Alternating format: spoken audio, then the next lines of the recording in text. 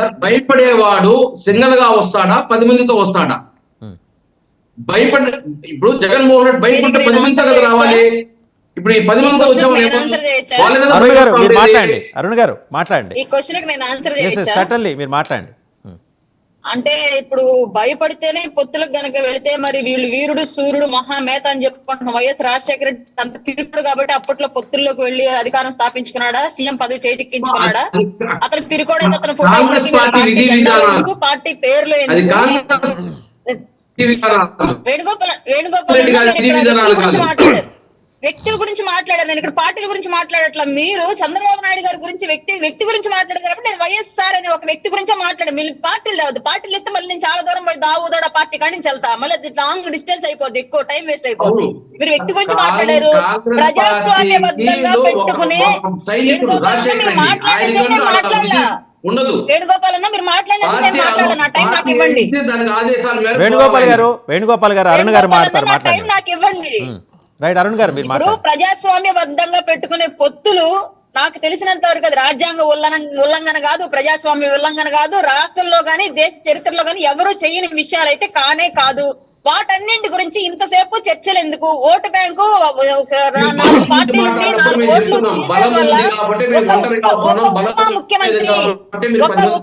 ముఖ్యమంత్రి ఇవాళ ఉత్తమ ముఖ్యమంత్రి అయ్యాడు రాష్ట్రానికి. ఒక ఉప ముఖ్యమంత్రి వచ్చి ఉత్తమ ముఖ్యమంత్రి అయ్యాడు. పొత్తులు పెట్టుకుంటుంది కాంగ్రెస్, పొత్తులు పెట్టుకుంటే అందరూ పొత్తులు పెట్టుకుంటున్నారు.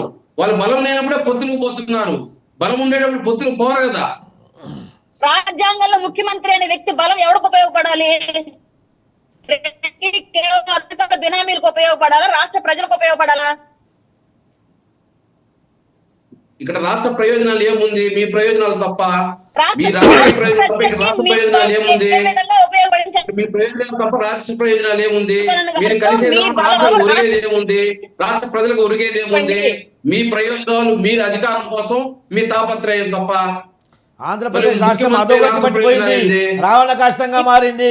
గత 5 సంవత్సరాల నుంచి రాక్షసులు పరిపాలిస్తున్నారు. అక్కడ ప్రజల ఆస్తులకు, ప్రజల ప్రాణాలకు, ప్రజల మానాలకు రక్షణ లేదు. అక్కడ ప్రజల సంపదను దోచుకుంటారు.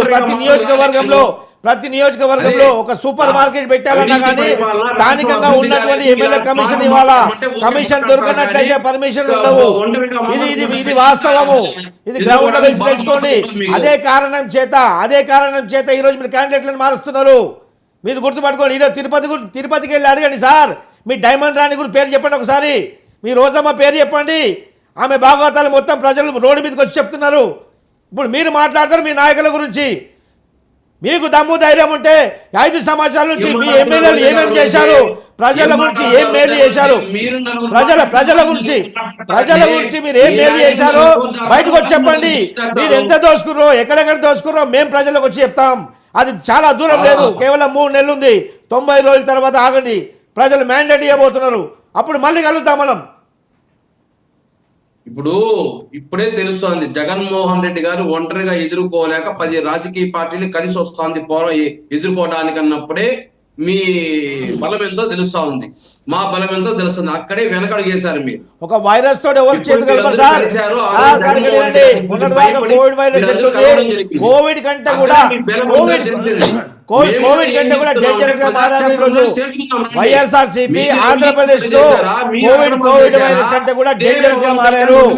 మీతో చేతులు కలపడానికి ఎవరు రెడీగా లేరు. మీతో చేతులు కలపడానికి ఎవరు ధైర్యం చేయరు, సాహసం చేయరు. వైఎస్ఆర్సీపీ కోవిడ్ వైరస్ కంటే కూడా డేంజర్ గా మారింది. బైసాబ్ మీరు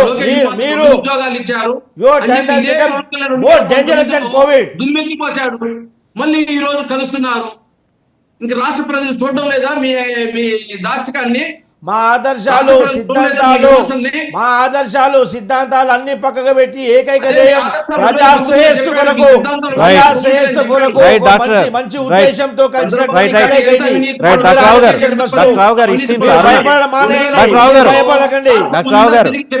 అరుణ గారు మాట్లాడుతుంటే మధ్యలో ఇంట్రెస్ట్ వచ్చింది. అరుణ గారు మీరు ఏదో కమ్యూనికేట్ చేయాలనుకుంటున్నారు. పవన్ కళ్యాణ్ విమర్శించాడు, అదే క్యాచ్ చేసి వినిపిస్తాం. ఆ రోజు చెప్పింది కరెక్టా పవన్ కళ్యాణ్, లేదా ఈ రోజు చెప్పేది 24లో చెప్పేది కరెక్టా పవన్ కళ్యాణ్ అని పవన్ కళ్యాణ్ అడుగుతాము.